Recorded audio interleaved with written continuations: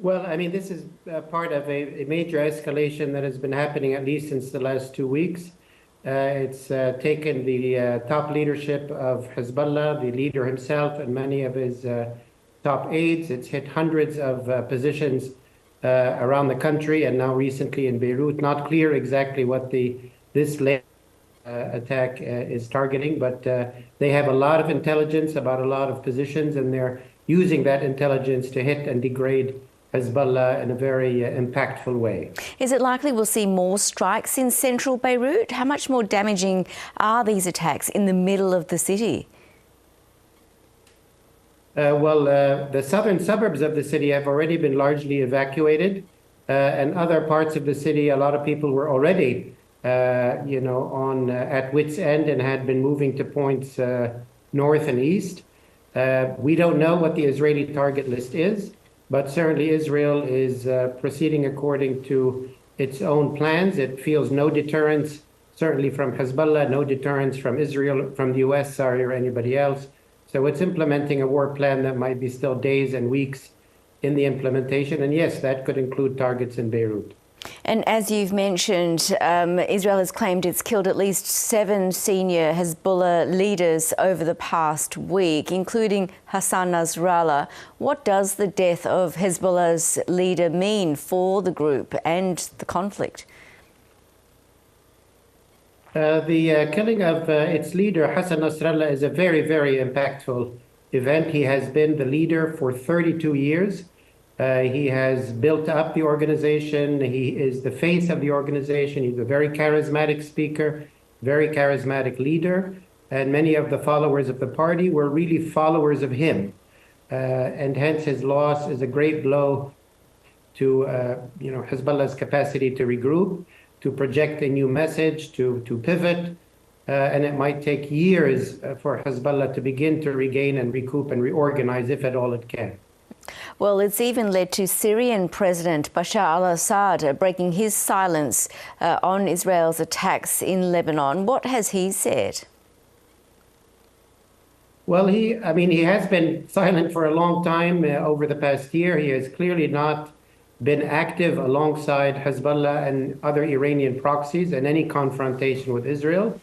I think he's been wanting to avoid any Israeli attacks on himself or his regime, but there were reports earlier today that Israel attacked, injured, maybe killed his brother, Maher al-Assad, who is maybe the number 2 man in the regime and who was the main liaison between the regime and Iran and Hezbollah. Certainly Hezbollah was a major ally of the Assad regime. Hezbollah moved its forces into Syria when there was an uprising and helped the regime survive.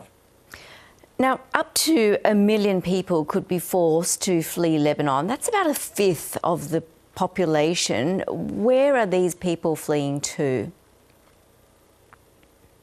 Well, they are being displaced inside the country, many of them to points north. I'm in the north today. I'm in our ancestral village. Our village is hosting a lot of displaced people from the south and from southern Beirut. Many other villages and towns north of Beirut are doing the same.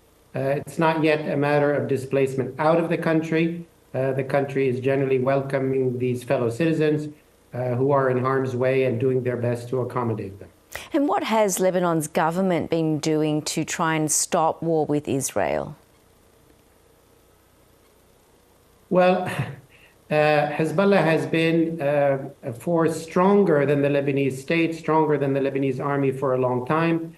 And that's been because of support from both Syria and Iran over many, many years.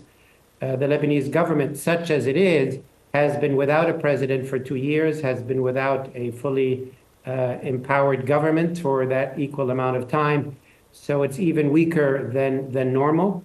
It does have an army which is fairly effective in maintaining internal security. And that army has been very important in maintaining stability within the country, even over the past year. But Hezbollah has been too large a force in the country for the state to be able to overcome or to move forward from. Meanwhile, Houthi targets in Yemen have also been bombed by Israel, which says it was in response to missile attacks on Israel. Signs that already this is looking like a growing regional conflict, do you think? Yes, I do.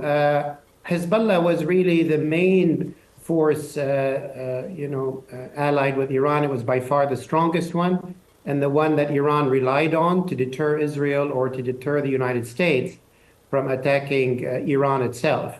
And I think with Israel over the last 2 weeks really overpowering Hezbollah in a very marked way, I think they feel emboldened that they can, target, targeting in Yemen, which requires refueling. It's a long distance. And I think this is a major signal to Iran itself. Iran is not that much farther than Yemen from Israel.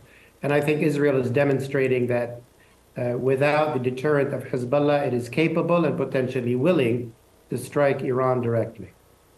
And that would be a very high risk for the region. Indeed, Paul Salem, really good to get your thoughts. Thanks so much for your time and joining us tonight. Thank you.